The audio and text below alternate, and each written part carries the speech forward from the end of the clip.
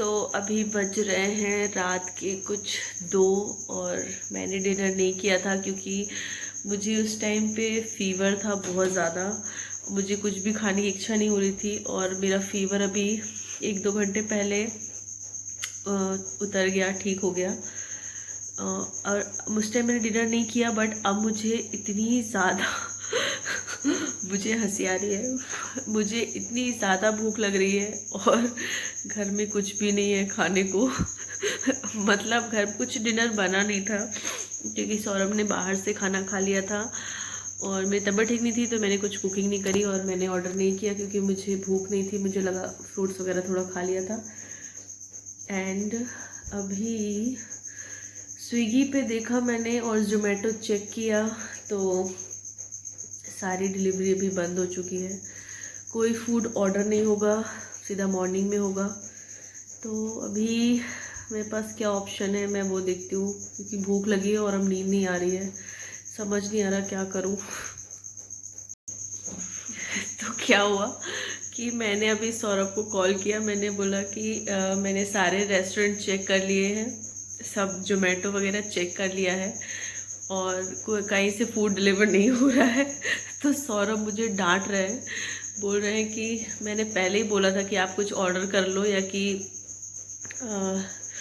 घर पे ही कुछ बना लो जो थोड़ा बहुत इजीली जो बन जाए। और अभी पता है तो अभी अभी मुझे डांट पड़ी इस चीज़ के लिए और उन्होंने बोला कि मैगी वगैरह कुछ होगी तो वो चेक कर लो।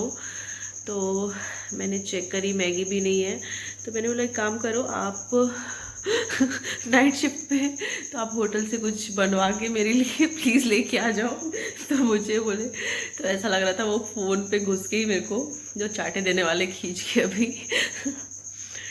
बट आई डोंट नो क्या करूँ यार, समझ नहीं आ रहा। तो अभी खोलते हैं फ्रिज, जिसकी हालत 3-4 दिनों में इतनी बुरी हो चुकी है क्योंकि मैंने कुकिंग नहीं करी और जो हालत हुई है यहाँ पे। तो चेक करते हैं कि क्या क्या है फ्रिज में। तो ये है पेपी टोमेटो ओट्स जो कि मुझे पसंद नहीं है, ये मेरे बेटे को पसंद है, मैंने उसके लिए ये ख़रीदा है क्योंकि मुझे बिल्कुल अच्छा नहीं लगता इसका ये वाला फ्लेवर। एंड सेकंड ऑप्शन है मेरे पास म्यूसली नट्स डिलाइट। यार ये भी इच्छा नहीं है खाने की। एंड थर्ड है, ओ सॉरी, ये तो आशत का ही है, मतलब मेरे लिए कोई ऑप्शन नहीं है। मतलब ना ये तीनों ऑप्शन जो है मेरे पास वो मुझे खाना नहीं है और फ्रूट्स भी नहीं है यार। आज फ्रूट्स भी ख़त्म हो गए। शाम को एप्पल था एक, वो भी मैंने खा लिया, डिनर समझ के मैंने वही खा लिया था। मतलब मैं बता दूं आपको कि यदि मैं एक दिन के लिए भी बीमार हो जाऊँ ना तो पूरा घर उथल पुथल हो जाता है। मतलब फ्रूट्स तक का याद नहीं था कि फ्रूट्स भी लेके आने हैं। क्या होगा इन लोग का मेरे बिना, पता नहीं क्या खाऊं। बहुत तेज भूख लगी है। चीज़ें हो रही ना मेरे साथ, मतलब मैंने लाइट ऑन करी किचन की और थोड़ा सा बोलना स्टार्ट किया और ये आशत सिंह है हमारे, लग रहा है कैमरे से। ये क्या हो गया, ये कब से हुआ? अच्छा चलो सो जाओ, चलो सो जाओ।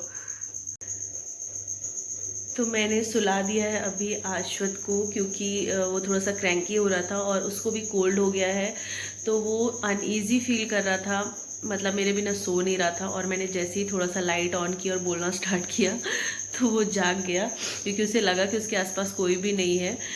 तो क्योंकि क्या है ना कि अभी घर में मुझे, सौरभ को और आशत तीनों को कोल्ड हो गया, बट मेरा थोड़ा एक्सट्रीम हो गया क्योंकि पता नहीं, आई डोंट नो, एकदम से बहुत ज़्यादा फीवर आ गया और 2 दिन से मैंने कंटिन्यू टैबलेट्स खाई बट कुछ भी टैबलेट्स ने असर नहीं किया।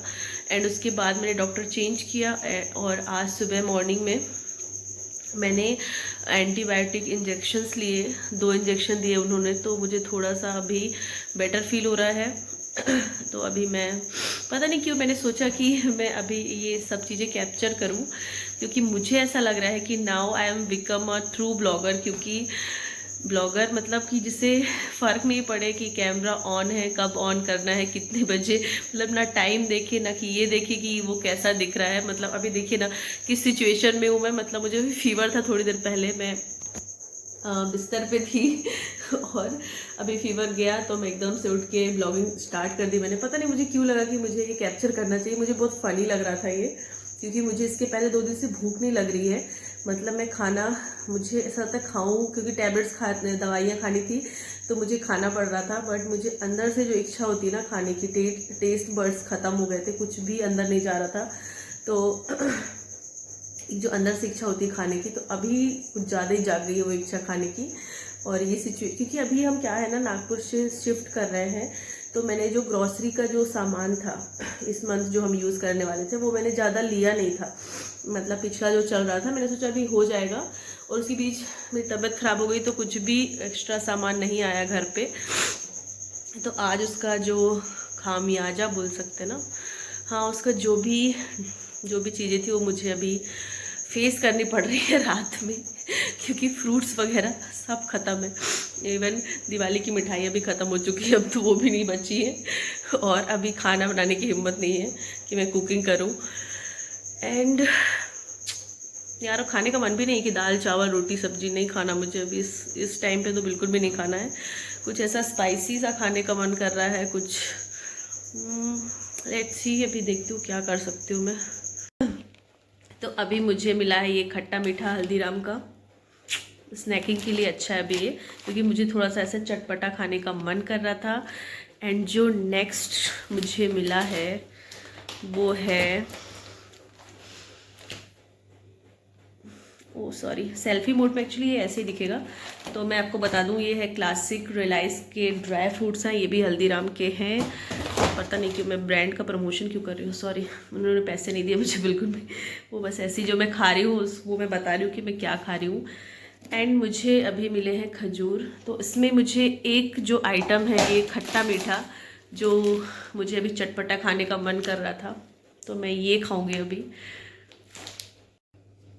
तो मैंने ये लिया है खट्टा मीठा, एंड इसके साथ मैंने अनियन एंड टोमेटोज़ ले लिए हैं। बट टेंशन वाली बात ये है इसमें, रुकिए मैं बताती हूँ टेंशन वाली बात क्या है इसमें।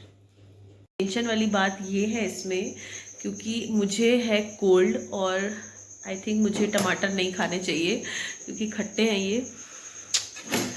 पता नहीं अभी नुकसान करेगा भी तो कर दे यार, अभी क्या करूँ, I don't have another option. और मुझे ड्राई फ्रूट्स और ये खजूर वजूर खाने का मन नहीं है। खा लेती हूँ, देखते क्या होगा। इंजेक्शन तो लग गया ना अभी। यहीं पे खड़े होकर बात करते मिलूंगी आपको, क्योंकि यदि मैं दूसरे रूम में गई या कि मैंने गैलरी में बात की लाइट्स ऑन करके, तो आशुत सिंह जाग जाएंगे और मेरे लिए पंगा हो जाएगा, फिर मैं सुबह तक नहीं सो पाऊँगी। तो एक चीज़ और थी, मैं आप लोग से इंट्रोड्यूस करूँ उस चीज़ को कि नहीं, क्योंकि मुझे इंस्टाग्राम पे डीएम्स आ रहे थे कि दी आपका डॉग कहाँ है, क्योंकि इतने सारे ब्लॉग आ गए हैं, मैंने अपने डॉग को इंट्रोड्यूस नहीं किया आप सबसे। तो मैं सोच रही थी कि पहले मैंने सोचा कि मैं एक अलग ब्लॉग बनाती हूँ उसके लिए, बट मैं सोच रही हूँ कि अभी मेरे पास कुछ है नहीं, तो मैं इंट्रोड्यूस कर देती हूँ आप लोगों से। इंट्रोड्यूस कराना चाहती हूँ मिस्टर बड्डन सिंह को आपसे। ये है हमारे बहुत ही स्पेशल मेंबर हैं, और जो मेरे भाई बहन है, यदि अभी वो ब्लॉग देख रहे होंगे तो उसके बाद ये ब्लॉग देखेंगे सॉरी, इसके बाद मुझे फ़ोन लगाकर गालियाँ देने वाले हैं, है ना बड्डन, है ना बड्डू, वो क्यों देंगे गालियाँ वो भी मैं आपको बताऊंगी अभी। चलो हाय बोलो सबको, हाय बोलो, hello, hello everyone, hello everyone, hello everyone, hello everyone. So guys ये भी हमारी फैमिली का बहुत ही ज़्यादा इम्पॉर्टेंट, ये भी हमारी फैमिली की बहुत ज़्यादा इम्पॉर्टेंट पार्ट है। और ये जो मैंने इम्पॉर्टेंट पार्ट बोला है ना, ये सुनने के बाद 2-3 फ़ोन आने वाले हैं मुझे, जिससे मुझे गालियाँ मिलने वाली हैं, वो मेरे घर से आने वाले हैं। क्योंकि कुछ लोगों को ऐसा लगता है, स्पेशली मेरे भाई बहनों को, कि जब से आशुत हुआ है तो मैंने बड्डू को, यानी जो मेरा डॉग है जिससे मैंने भी आपको इंट्रोड्यूस किया, उसको मैंने इंपॉर्टेंस देना कम कर दिया है। बट ऐसा कुछ भी नहीं है। हाँ, मैं डाइवर्ट ज़रूर हो गई हूँ, क्योंकि ऑब्वियसली एक बहुत बड़ी रिस्पॉन्सिबिलिटी आशुत की आ गई है मेरे ऊपर, क्योंकि ऑफकोर्स वो अपने से कुछ कर नहीं सकता, ठीक है, उससे सारी चीज़ें मैं ही करके दूँगी। तो उसकी जो रिस्पॉन्सिबिलिटी मेरे पे आई है तो वो मुझे पूरी करनी पड़ेगी। तो जो मेरा अटेंशन है वो थोड़ा सा कम हो गया है, अदरवाइज़ मैं ही उसका ख्याल रखती हूँ घर पे, ऐसा नहीं है कि कोई और रखता है। बट ज़्यादातर अभी आशुत की होने के बाद से सौरभ थोड़ा सा केयर करते हैं बड्डू की। मैं आशुत पे मेरा ज़्यादा फोकस रहता है, बट इसका मतलब ये नहीं कि मेरा प्यार ख़त्म हो गया। क्या जिस माँ के 2-3 बच्चे होते हैं तो क्या प्यार वो बढ़ जाता है क्या? ऐसा नहीं होता। माँ अपने बच्चे से बराबर प्यार करती है। तो बड्डू मेरा पहला बच्चा है, क्योंकि पहला जो मैंने इसको बहुत छोटे से पाला, जब वो 5-6 दिन का, आई थिंक कुछ ज़्यादा से ज़्यादा 1 हफ्ते का रहा होगा, तब से मैंने उसे पाला है। तो इसकी स्टोरी क्या है, तो इनकी जो स्टोरी है मिस्टर बड्डू सिंह की, अरे आपको वो फेस तो दिखाओ, बड्डू फेस तो दिखा दो भाई। सो इनकी स्टोरी ये है कि मैं जब इंदौर में रहती थी, मतलब मैं जब मेरी शादी नहीं हुई थी 2000, आई थिंक ये कुछ 17 की बात है, या आई थिंक 18 की बात है, ये मार्च यानी 17th ऑफ मार्च, जिस दिन मेरा बर्थडे होता है, उस दिन की ये बात है। और मुझे हमेशा से चाहिए था, मुझे हमेशा से था कि मुझे एक डॉग पालना है, क्योंकि घर में मतलब मेरी मम्मी ने, पापा ने और दादा ने बहुत सारे पेट्स ऑलरेडी पाल रखे हैं, अभी भी हैं, पहले भी पाल रखे थे। तो जिसमें एक डॉग भी था जिसका नाम ब्रूनो है, एंड पापा ने मेरे पाली हैं 8 बिल्लियाँ। आप बिलीव नहीं करेंगे, बट मेरे घर में 8-9 बिल्लियाँ हैं, और उनकी कितनी पीढ़ियाँ अब तक आ चुकी हैं इतने सालों में, कुछ पता नहीं। मतलब यदि मैं काउंटिंग करूँ तो वो 100 तक पहुँच गई होंगी, इतनी सारी बिल्लियाँ उनने पाल रखी हैं। मतलब अब इतनी नहीं है, अभी कुछ फिर भी 7-8 तो आई थिंक होगी, अभी भी होंगी। उनके बच्चे होते हैं, फिर वो नानी दादी पर दादी, उनका ये चला ही आ रहा है। बट मैंने कभी कोई ऐसा पेट नहीं पाला था। और मैं वहाँ पे जो डॉग हैं और जो कैट्स हैं, तो मैं अटैच नहीं थी उनसे, क्योंकि ऑफ कोर्स मैं घर से दूर रहती थी, मैं इंदौर में रहती थी, मैं उनके पास नहीं रही, तो इतना कुछ अटैचमेंट नहीं था। तो मुझे ऐसा लगता था कि मुझे एक पालना है डॉग अपने पास, जो मेरे साथ इंदौर में रहे। तो मेरे फ्रेंड ने मेरे बर्थडे पे ये मुझे गिफ्ट किया था, और आप बिलीव नहीं करेंगे, ये बहुत ही ज़्यादा स्पेशल गिफ्ट था मेरे लिए, क्योंकि जब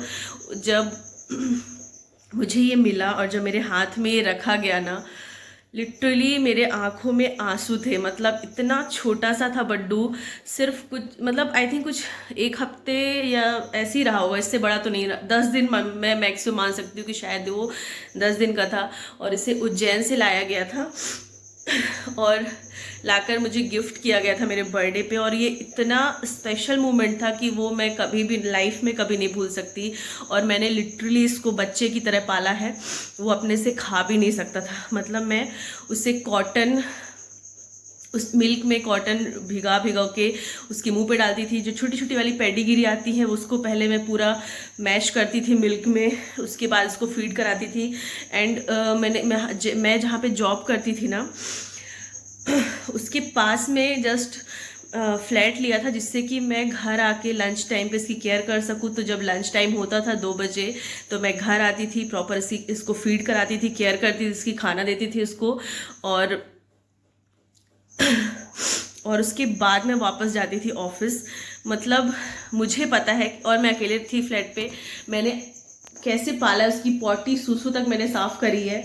और ये पूरा बिस्तर गंदा करता था, पूरे बिस्तर में घूम घूम के पॉटी सूसू करता था, वो मैं सब क्लीन करती थी, फ्लोर क्लीन करती थी, उसको खाना देती थी, उसको नहलाती थी। मतलब एक बच्चे की तरह मैंने केयर की, एक जो अपने बच्चे की करते ना, इसलिए इससे बहुत ज़्यादा मेरा अटैचमेंट था, बहुत ही ज़्यादा। सॉरी, था नहीं, मतलब अभी भी है, बट हाँ थोड़ा सा मैं डाइवर्ट हो गई क्योंकि आश्रित की वजह से। वो नेचुरली हुआ है, मैंने जानबूझ के नहीं किया है, वो बस हो गया। और मैं आपको बताऊं कि मैंने इसको लेके इतने कांड किए ना मेरी लाइफ में, मतलब मैंने इतने लोगों से झगड़ा किया है इसके लिए। क्योंकि एक बार क्या हुआ था कि मुझे घर आना था कुछ अर्जेंट में, मुझे टिकट नहीं मिल रही थी, क्योंकि ट्रेन में क्या होता है कि डॉग्स सिर्फ फर्स्ट एसी में अलाउड होते हैं, थर्ड में अलाउ नहीं होते। और मेरी टिकट हुई थी थर्ड एसी की, क्योंकि मुझे उस टाइम पे टिकट मिली नहीं थी, कुछ फेस्टिवल था आई थिंक, और मुझे घर जाना बहुत ज़्यादा ज़रूरी था। आई थिंक दिवाली ही थी शायद उस टाइम पे, और मुझे थर्ड एसी में टिकट मिली।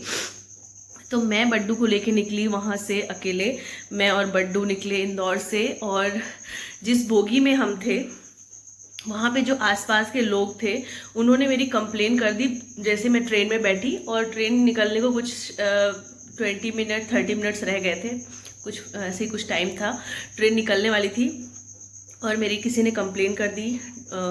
मेरी कंप्लेन हो गई, मुझे आके वार्निंग दी गई कि आपको डॉग को लेके फर्स्ट एसी में जाना पड़ेगा और या कि फिर आपको अभी ट्रेन से उतरना पड़ेगा।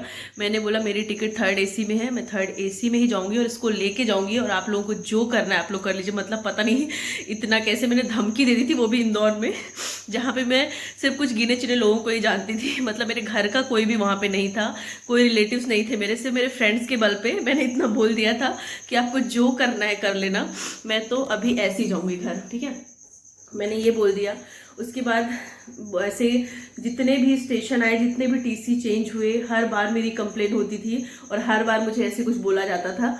और बट पता नहीं शायद लड़की थी इसलिए ज़्यादा वो उन्होंने फोर्स नहीं किया, बट मेरे बोगी के जो आसपास के 2-4 अतरंगी लोग थे ना, बाकी लोगों को प्रॉब्लम नहीं थी, जो 2-4 आजू बाजू सीट वाले, उनने मुझे इतना टॉर्चर किया इस चीज़ के लिए कि आप डॉग लेके नहीं जा सकते ट्रेन में, डॉग्स अलाउ नहीं है ट्रेन में, ये वो बहुत ज्ञान दिया उन्होंने। मैंने बोला आपको जो करना है आप कर लो, मुझे कुछ फ़र्क नहीं पड़ता। उसके बाद हमारी ट्रेन निकली थी इंदौर से, 4 बजे की ट्रेन रहती है और मैं घर में पहुंची थी दूसरे दिन 10 बजे, यानी कि जो 13-14 घंटे का जो ये 13-14 घंटे नहीं, आई थिंक कुछ 16-17 आवर्स जो मेरे इतने बुरे गए थे ना कि मैं क्या बताऊँ, क्योंकि हर कोई मुझे इस चीज़ के लिए टॉर्चर कर रहा था और बस मैं उसको धमकियाँ दिए जा रही थी कि जो करना है कर लो।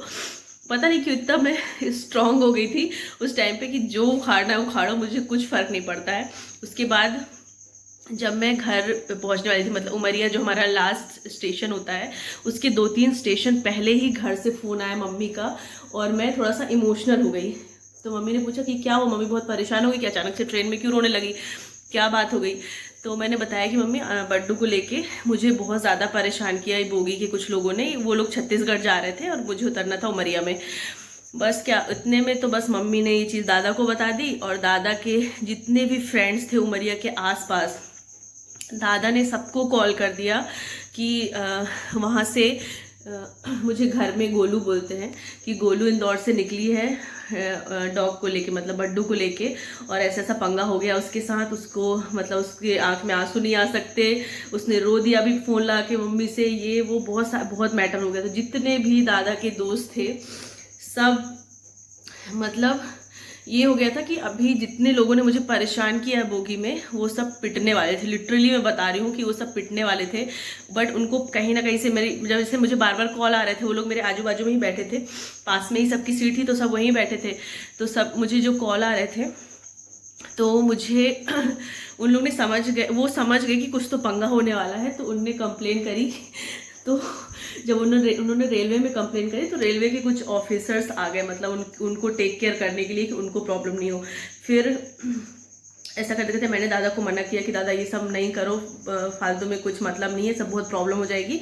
और मतलब कुछ मतलब नहीं था ये सब करने, क्योंकि ऑफकोर्स गलती मेरी थी, मुझे डॉग को लेके नहीं जाना चाहिए था, बट वो मैं पता नहीं क्यों अड़ गई थी उस बात पे, क्योंकि मेरे पास घर आना था, मेरे पास उस टाइम पे कोई ऑप्शन नहीं था, बस एक लास्ट ट्रेन ही बची थी जिसमें मैं आ सकती थी, क्योंकि फेस्टिवल के टाइम पे बहुत भीड़ होती है, बसेस में ट्रेन्स में बहुत ज़्यादा भीड़ होती है।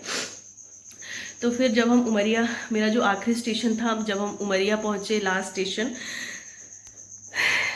जब वो सब आ गए वहाँ पे, मैंने दादा को बोला कि प्लीज़ हम ऐसा कुछ भी नहीं करते हैं, कुछ बड़ी बात हो गई, हम नहीं चाहते थे कि मतलब पापा तक ये बात जाए और पापा का नाम खराब हो कि आपके बच्चे ऐसा कर रहे हैं, लड़ाई झगड़ा कर रहे हैं। तो मैं बिल्कुल नहीं चाहती थी कि दादा का और मेरा नाम खराब हो पापा के सामने, और पापा का नाम खराब हो सबके सामने कि मतलब आपके बच्चे ये सब कर रहे हैं। तो मैंने दादा को बहुत समझाया, क्योंकि ऑब्वियसली मेरे पापा पॉलिटिक्स में हैं, मतलब लोगों को तो मौका चाहिए कि एक पॉइंट मिल जाए और हम इनकी धज्जियाँ उड़ा दें, क्योंकि लोग अपोजिशन वाले होते हैं ना कि मतलब उनको चाहिए होता है कुछ ना कुछ पॉइंट। तो मैंने बोला कि नहीं, ये तो मैं तो ये बिल्कुल नहीं होने दूंगी। दादा को मैंने बहुत समझाया, तब जाके चीज़ें थोड़ा सा कंट्रोल में हुई। उसके बाद जो लास्ट स्टेशन था मेरा उमरिया, मैं वहाँ पर उतरी। दादा के जितने फ्रेंड थे उन्होंने सबने मुझे घेर लिया, सबको मुझे रोकना पड़ा कि ऐसा कुछ भी नहीं करना। वहाँ पे जो हेड रेलवे ऑफिसर थे वो आ गए, बोले आपने गलती करी, आपको ऐसा नहीं करना चाहिए था, आपको डॉग को लेकर ट्रैवल नहीं करना चाहिए था, आपको फर्स्ट AC में टिकट करानी चाहिए थी। मैंने बोला ठीक है, मैंने यदि ये कर दिया है तो क्या आप लोग मतलब मुझे इतना ज़्यादा टॉर्चर करेंगे, इतना ज़्यादा, मतलब इतनी तो कोई बड़ी बात नहीं हुई थी, ठीक है मानती हूँ गलती करी है, बट हाँ इतनी बड़ी कोई गलती नहीं थी कि जो इतना बड़ा हंगामा ट्रेन में हुआ है वो होना इतना कोई ज़रूरी नहीं था। फिर मैंने बोला कि आप लोग को ये भी समझ में नहीं आया कि एक लड़की है और उसके साथ ये सारी चीज़ें हो रही हैं, आप लोग को शर्म आनी चाहिए। मतलब मैंने भी 2-4 लाइनें ज्ञान की मारी। उसके बाद मैटर वहाँ पे शॉर्ट आउट हुआ, जैसे तैसे हम घर गए। तो मतलब मैं आपको बता रही हूँ कि एक तो ये बहुत बड़ा कांड हो गया था, पब्लिकली हो गया था, बहुत ज़्यादा हो गया था, और इससे ज़्यादा हो जाता यदि मैंने सही टाइम पे नहीं दादा को समझाया होता तो पापा तक बात पहुंच जाती और फालतू में बहुत बड़ा मैटर हो जाता। और 2-3 चीज़ें और हुई हैं, मतलब मैं कभी किसी से झगड़ा कर लेती उसके लिए, कभी किसी से झगड़ा कर लेती थी, तो ये सब चीज़ें बहुत ज़्यादा हुई है मेरे साथ। तो स्पेशल है यार, तभी तो हुई है। तो बहुत सारे कांड हुए हैं इस बड्डू के चक्कर में मेरे साथ, तो ऐसा नहीं है, बहुत ज़्यादा स्पेशल है। और मैंने सोचा था कि एक प्रॉपर एक ब्लॉग बनाऊंगी इसके लिए, बट मैंने आज ही आप लोग से शेयर कर दिया। कोई नहीं, अब ये जब मैंने शेयर कर दिया है तो आने वाले ब्लॉग्स में आपको दिखता रहेगा हमारे साथ में। तो चलिए अभी ये वाला ब्लॉग मैं ख़त्म कर रही हूँ क्योंकि ब्लॉग बहुत ज़्यादा लंबा हो जाएगा। मतलब मजाक मजाक में ये ब्लॉग भी बन गया, मतलब मुझे पता नहीं चला इतना बड़ा कंटेंट भी क्रिएट कर सकती हूँ मैं। कर सकती हूँ यार, कुछ भी हो सकता है अभी तो फ़िलहाल। तो चलिए अभी बड्डू से मैं लास्ट टाइम आपको फिर से मिलवा दे रही हूँ। सॉरी लास्ट टाइम नहीं, मतलब इस ब्लॉग में लास्ट। बीमारी में ना दिमाग थोड़ा सा हिल गया है, तो अभी मैं पहले बड्डू से मिलवा देती हूँ, उसके बाद मैं ब्लॉग एंड कर रही हूँ। तो बड्डू सिंह चलिए बाय बाय बोल दीजिए फटाफट से सबको। Bye bye everyone, we are going. मतलब यार मेरे ये सुख दुख का साथी है, आप लोग देख ही सकते हैं। आशुत भी सो गया, सौरभ भी नहीं है, मतलब सिर्फ एक ही है जो मेरा साथ दे रहा है इतने लेट तक, है ना मेरा बच्चों। तो चलिए अभी गुड नाइट हम लोग की तरफ से, see you in the next video. And आपको ब्लॉग कैसा लगा मुझे कमेंट सेक्शन में कमेंट करके बताइएगा, क्योंकि ये अब तक का मोस्ट रियल ब्लॉग है। मतलब रियल जो भी चीज़ें अभी आपने देखी सब कुछ रियल ही थी, बट ये बहुत ज़्यादा कुछ ज़्यादा ही नेचुरल है। तो चलिए मैं ब्लॉग एंड कर रही हूँ, मिलते हैं नेक्स्ट वीडियो के साथ। तब तक अपना ध्यान रखिए, अपनी फैमिली का ध्यान रखिए और वायरल से बचिए। और हमारे बड्डू के लिए थोड़ा चैनल को लाइक शेयर एंड सब्सक्राइब भी कर दीजिए। So see you in the next video guys, bye bye and take care, bye.